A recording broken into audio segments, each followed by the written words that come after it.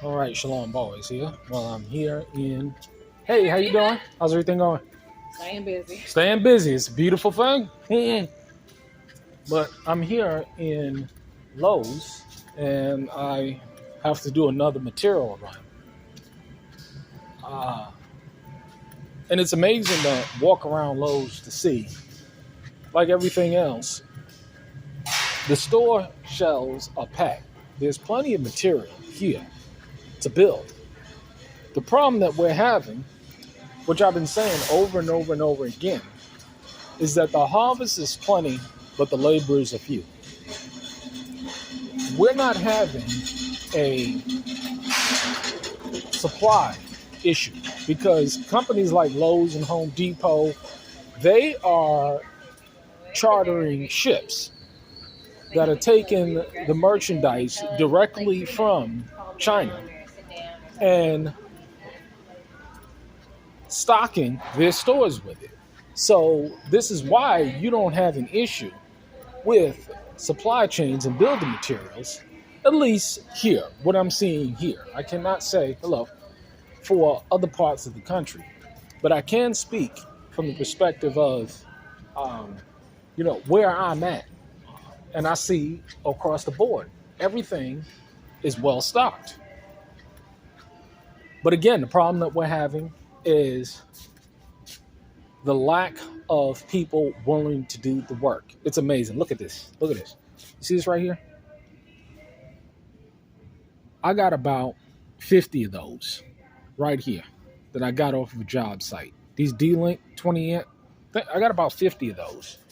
It's amazing how when you look at these prices, when I be doing these cleanouts and I look at the prices and I look at, what I'm getting, it's amazing. This stuff is expensive. I can go ahead and sell this stuff on Facebook Marketplace. I try and store these kinds of materials because you never know when you're going to be able to need it, and I can just sell it back to the customer. But I'm here, and to load the material or to get some material for this job site that I'm on. But the problem that we're having today is that there's not enough people that is willing to or have the skill set to put in the work. We have far too many truck drivers. We got far too many customer service representatives. We got far too many, I'm talking about employee truck drivers. We got far too many CNAs. We got far too many Walmart workers, and we have very little skilled people that have the skill set to put in the work. And it's amazing because I'm currently acting as the carpenter and general contractor on this particular project, and I'm looking to hire a plumber, and the plumber that I'm hiring, he's charging $4,000, which is not a problem. But wouldn't it be beautiful if I can get an Israelite brother to come in? You mean to tell me that within a good 100 to 200 miles of here, there's no skilled plumber that can come in and spend a couple of days to make $3,800? It's a shame. It's a shame. You mean to tell me that I got to hire an electrician, right? And I can't find an electrician to come in, a Hebrew electrician to come in and do some work and get paid $2,000 for a day's worth of work to be put up in a hotel or put up on a homestead in a cabin and a nice clean bed and a nice warm meal. Can't find that. It's a shame. This is just the truth. And we got too many e-commerce expert. We got too many course sellers. We got all these people doing all of this stuff, but we don't have any real workers. We don't have anybody with real skills. See, everybody wants something for nothing. Everybody wants to sit at a computer, put some shit in the computer, and then get money back. They don't want to do no work. And the reason why these businesses are thriving today is because people don't want to work. So it's easy to sell somebody a dream to say that you can sit at the computer and you can do this e-course or sell this e-book or sell information and not really produce any wealth. See, we clearly have a debt situation a debt problem in this country. And who do you think is expanding the debt? Debt peddlers. Who do you think is getting rich off this system before it collapses? The credit card companies, the mortgage companies. This is what's going on. Now, when it comes to credit, it's vital. I mean, I use credit to buy materials, and then the clients reimburse me. I mean, I really don't.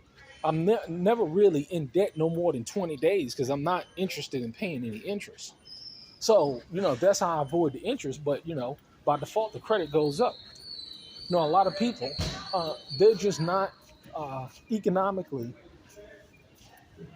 viable when it comes to understanding how to be fiscally responsible. So we just lack fiscally responsible workers. And it's amazing. Where should you be, in your 40s and 50s? Should you be laced with debt, broke, with no skills? And that's a damn shame.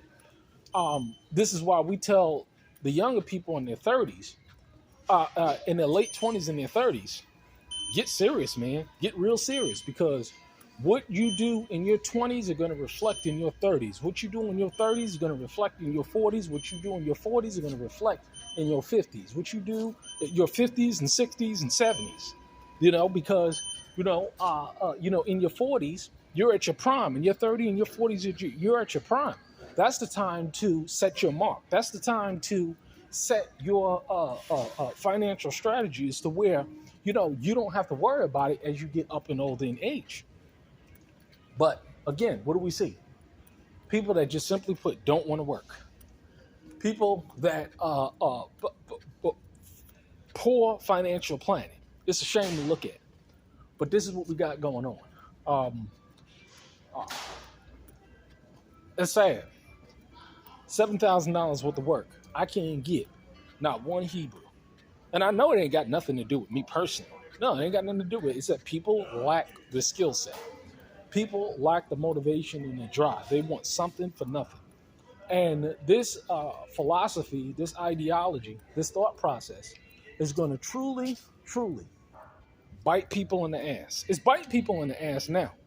You see, it's a sad thing to see people that are economically destitute, got no vision and no plan whatsoever to set themselves free.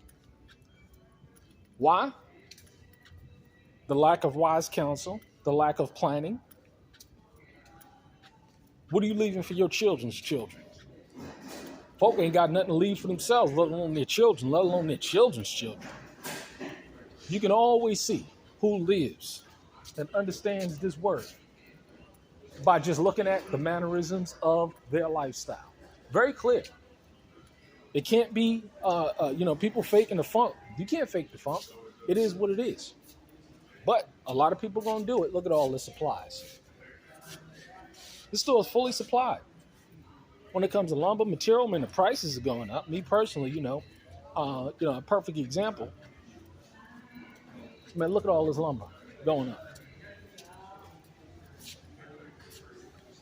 There's plenty of material here. There's plenty of material here. They're not hurting for material. But I love to get stuff like this. Every time I start a project, I load up on material. I load up on my stuff. What's up, man? How you doing? I'm doing a video right quick.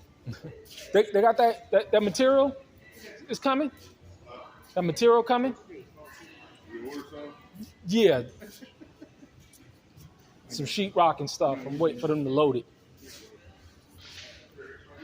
But,